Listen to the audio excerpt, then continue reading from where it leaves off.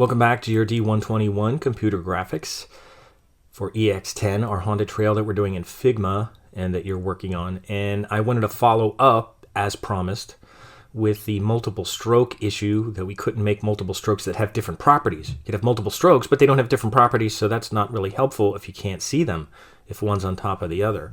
So what I ended up doing here was get rid of the one stroke that was black, and I just did a drop shadow, which I did before, and I took away the blur, and then I just adjusted the X and Y to 7. So that's one way to do it. Here's another way. I'll turn off the drop shadow right now, or just hide it. So what else could you do here? Well, you could do this. You could do Command D and duplicate it, and I'll just put 2 here, and I'll put it behind it, and I'll lock the top one, and I'll select the second one, and I'll change my stroke to black, and I'll make it thicker. So that kind of does it. So that wasn't that hard. I didn't think of it at the time, but that kind of works. So it's just making a copy of it, and the second one is having a black stroke. This is one that's having a white stroke. So that's the workaround. Having multiple strokes is either just using a drop shadow, which drop shadows look nice too. I could put a drop shadow on this. I could put a drop shadow on the second one. I could put a glow on it if I want to. I think they might have a glow or some kind of white drop shadow. So I could still put a drop shadow here if I wanted to. I'll put that back on. Now I don't want the drop shadow to be like that, so I'll blur it and put a little drop shadow on it and adjust this back. Now drop shadows don't look good when they're on black because it's a drop shadow. So I have to make it, maybe real light. It might look a little better. It might make it come off the page if it's real light as a drop shadow. That might help, or even a glow. But again, these things, you can put white strokes on them. Make sure you put them to the outside. They'll look fine. You can make them a little bigger if you want, any of this kind of stuff. But also, one other thing I just want to mention, the pencil tool. What I saw from this is just that if you make a shape, I'll just make it over here, and like I was drawing the hills, and it wasn't easy to do, that if you just make sure you get back and kind of like go over where you started, if you kind of go over where you started, that should do it. Now, I don't know what happens if you do it that much there, but if you click on this, let's see if this works, and I give it a fill, now it's filled. Now I can change the color. So it seems like if you overlap it a little, although I don't know what's happening with all this stuff in there, it looks like it's overlapping the line. So I don't know if they have a way that you can actually like go like this and then connect it.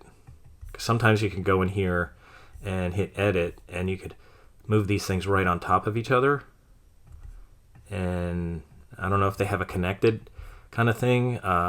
Object, doesn't look like they have connect here. Vector, delete and heal selection. Oh, that worked. That kind of connected it in a way. Let me see this. Let me see if I can do it over here. I'll delete this thing. Well, I'll hit done here. Not that we're going to do a lot with the pencil tool in here, but let's see if I can edit this and select these anchor points here.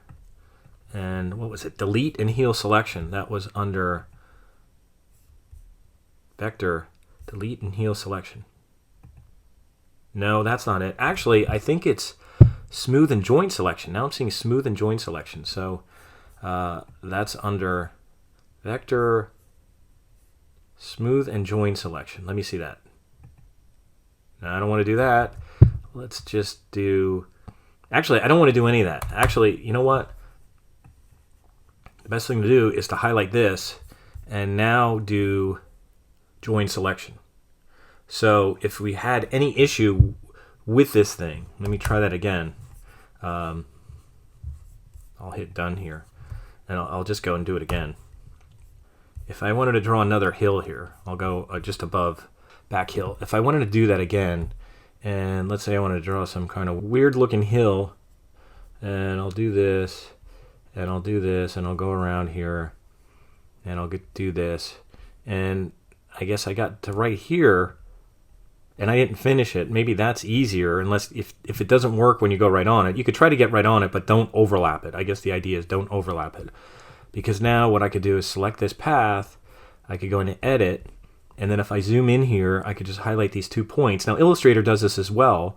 and you could join these. And again, where they do that is vector, join selection. Now smooth it will kind of put a kind of a curve kind of thing there. Just join selection will make a straight line. And now it's joined.